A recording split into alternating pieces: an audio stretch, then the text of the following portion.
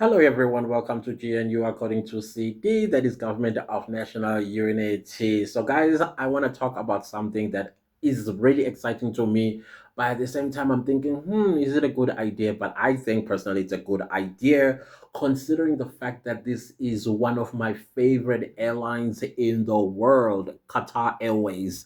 So, what am I talking about? Oh, by the way, before I go on with this article, if you do not know me, let me introduce myself. I am an F geek. If you know what an F geek is, it's a person that loves aviation or anything that is related to aviation.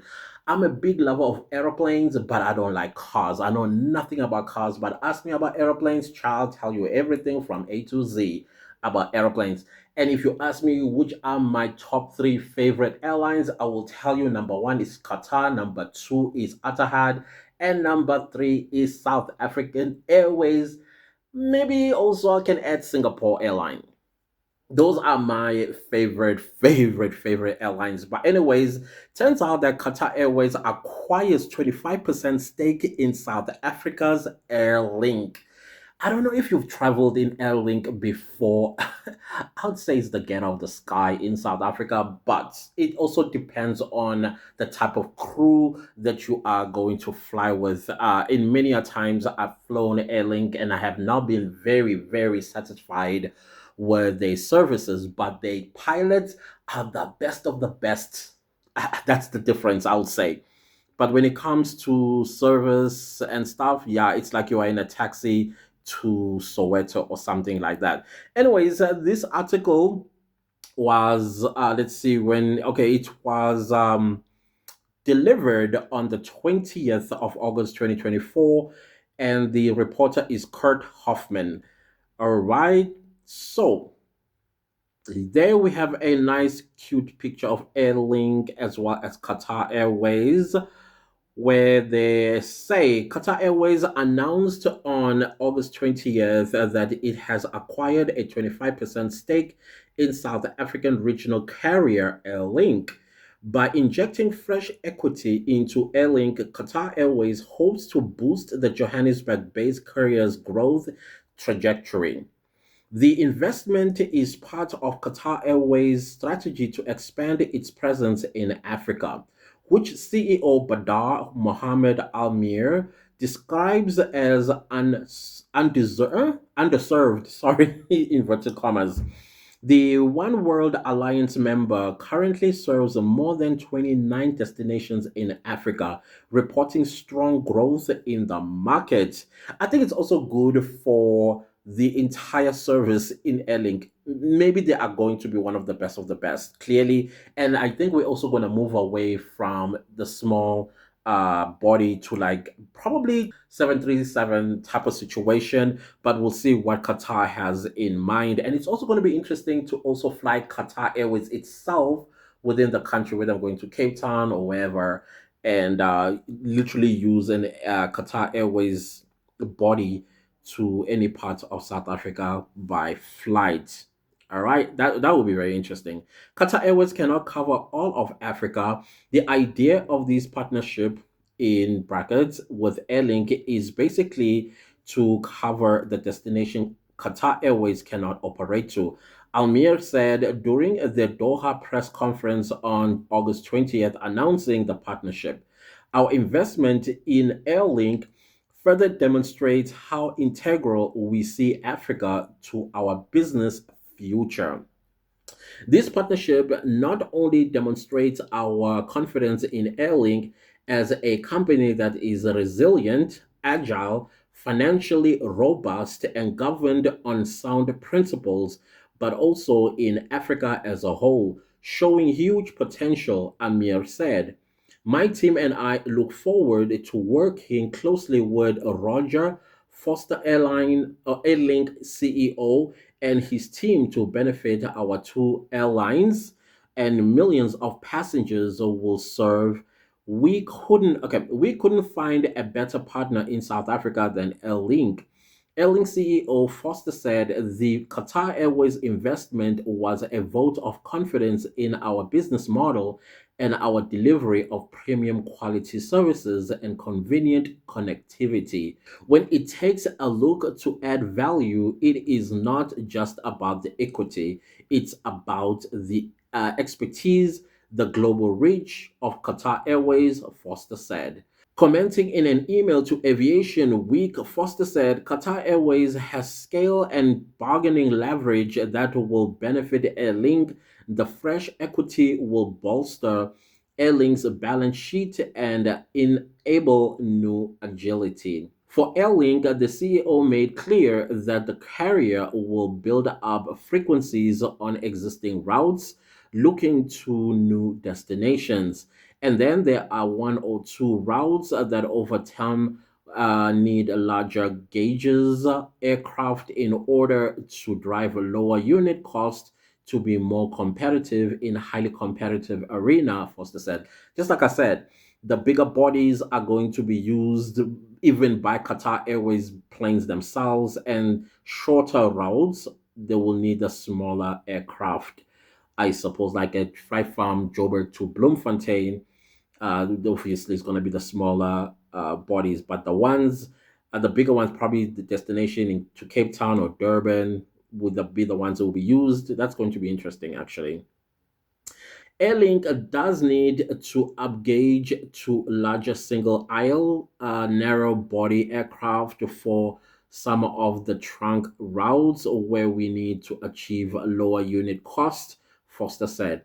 With Qatar Airways, we will definitely be exploring potential opportunities and benefits relating to fleet planning. Foster said Airlink fleet of over 60 modern Embraer aircraft is flying over 4 million passengers a year on over 85,000 flights to over 50 destinations in 15 countries across Southern and East Africa, as well as Madagascar and St. Helena Island. The Airlink fleet comprises Embraer 16ER, J135S, 11ERJ140s, even E170 slash 175s, 28, 190s, and 6195 jets. It's the ones that we see when we're flying Airlink. The conservative approach, Foster said, Airlink is running a conservative business, so we always have been a feet on the ground approach, that this is the right approach, he said.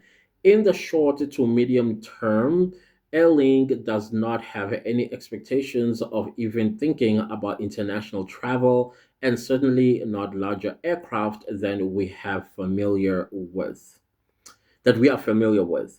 Foster said the investment from Qatar Airways will unlock growth by providing efficiencies of scale, increasing capacity, and expanding the carrier's marketing reach. Qatar Airways investment has altered Airlink's growth trajectory, Foster said. While Airlink has expanded strategically and organically over the past 4 years, the fresh equity will enable us to shift up a higher gear, enabling Airlink to grow faster, unlock opportunities that strengthen Airlink, and enhance its competitiveness across all areas of our business. Besides a code sharing partnership between the two airlines, the deal would align the carriers' loyalty programs. Qatar Airways' presence in Africa includes 29 directly served destinations from Doha Hamad International Airport, augmented by partnerships. The airline has a strong working relationship with One World partner Royal Air Maroc in the northern part of the continent. Central Africa is already addressed by cooperation with Rwanda Air. We might be investing in Rwanda Air for 49%. Also in the new airport of Kigali, 60%, Almir said. So, yeah, guys, this article is by Aviation Week Network. That is where the article is found online, aviationweek.com, if you want to use the internet. Other than that, guys, this is exciting for me. There's a lot of business language, of course, in this article, which kind of like slowed down my reading speed and stuff like that. So I needed to understand what I'm reading as well. So my thoughts on this one, I think it's a great, great, great investment into Airlink. And it's the service for me that I am looking forward to seeing on Airlink, because sometimes you're like, really, really. In most cases, I've come across that.